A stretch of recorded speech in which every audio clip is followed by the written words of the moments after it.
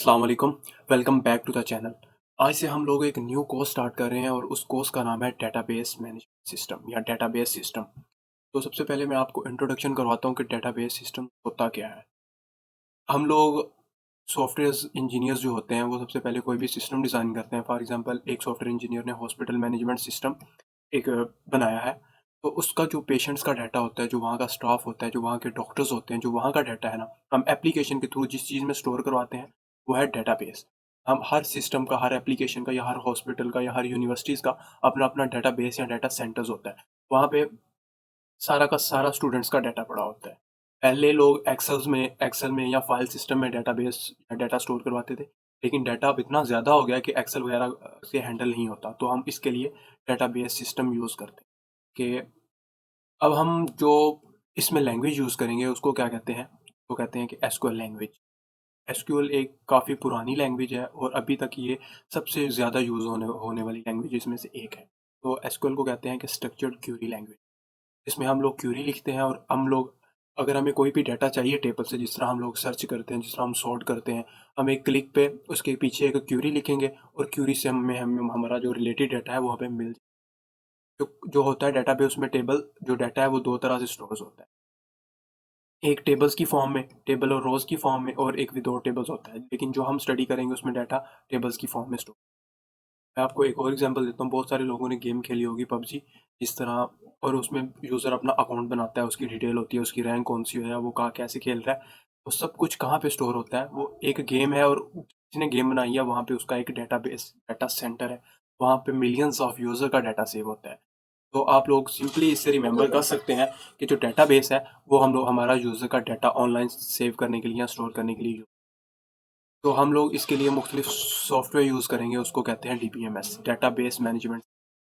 तो हम लोग क्या यूज़ करेंगे, हम लोग जो सबसे ज़्यादा मोस्ट यूज़फुल सॉफ्टवेयर हैं वो है कि माइक्रोसॉफ्ट का एसक्यूएल सर्वर है, माई एसक्यूएल है, माई सीक्वल, ओरेकल है जो मोस्ट पावरफुल सॉफ्टवेयर है।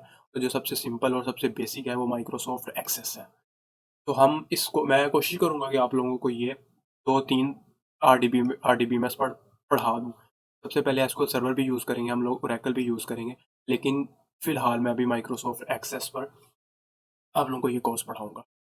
तो चलते हैं, स्टार्ट करते हैं। सबसे पहले हम जो चीज़ सीखेंगे कि हम लोग टेबल्स बनाते किस तरह हैं, हम लोग अपना डेटा किस तरह स्टोर करते हैं। यहाँ पे हम लोगों ने टेबल्स बनाने हैं, हाउ टू मेक टेबल्स। तो उसके लिए हम लोग माइक्रोसॉफ्ट एक्सेस यूज़ करेंगे।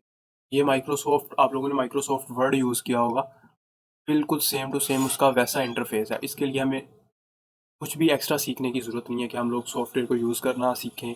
इसके लिए ऐसी कुछ ज़रूरत नहीं है। आप लोगों ने सारा का सारा एक्सेल, पावर पॉइंट ये यूज़ किया होगा, इसका इंटरफेस सेम टू सेम है। तो हम सबसे पहले एक्सेस, अब आप जब आप ऑफिस इंस्टॉल करते हैं तो इसके साथ ही एक्सेस भी आपको डाउनलोड हो जाता है। तो सबसे पहले हम लोग ओपन करेंगे, इस तरह का इंटरफेस होता है, हम लोग इसको ओपन करेंगे। तो यहाँ पे हम लोगों ने करना है ब्लैंक। तो यहाँ पे आप इसकी लोकेशन चेंज कर सकते हैं यहाँ पे। तो यहाँ पे आप लोगों ने जहाँ पे भी रखना है आप लोग यहाँ पे रख लें, जहाँ पे भी रखना है। तो यहाँ पे मैं इसको रख लेता हूँ, यहाँ पे लिखता हूँ टेबल्स, यहाँ पे मैं लिखूंगा क्रिएट।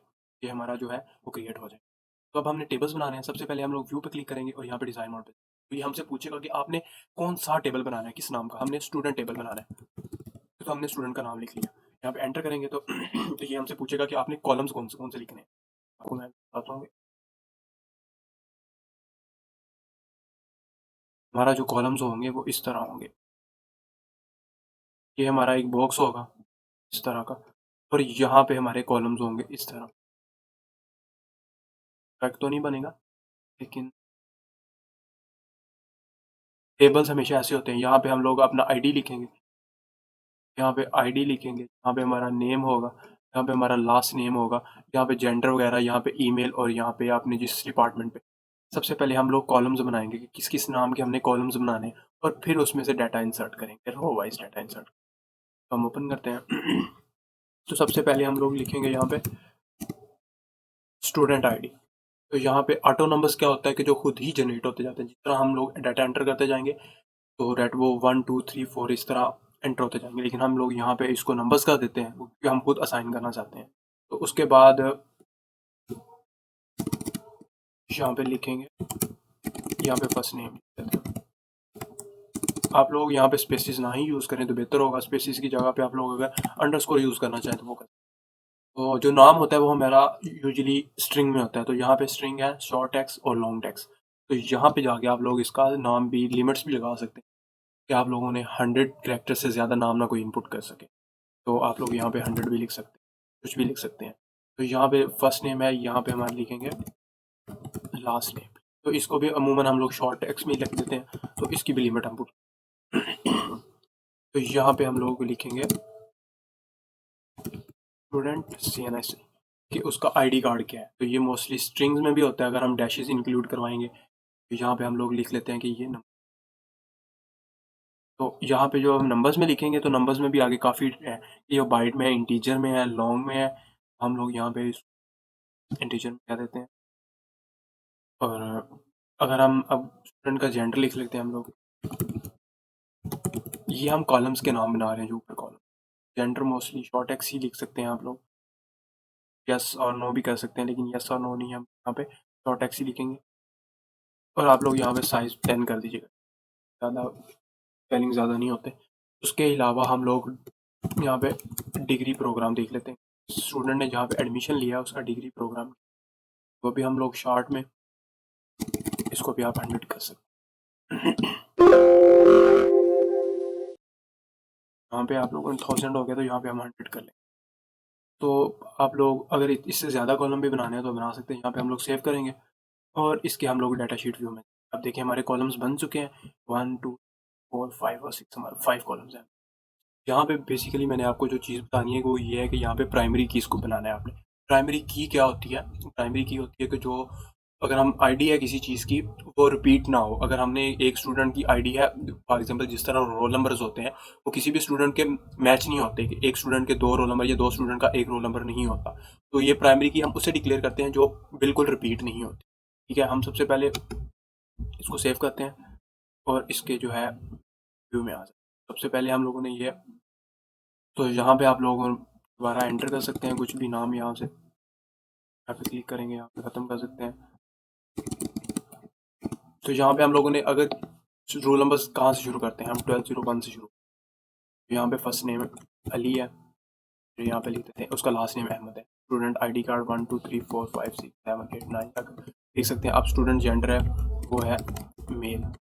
तो इसका डिग्री है, उसने कंप्यूटर साइंस में है। तो यहाँ पे ओके, हम लोग यहाँ पे 1201 और 1202 एंटर करेंगे।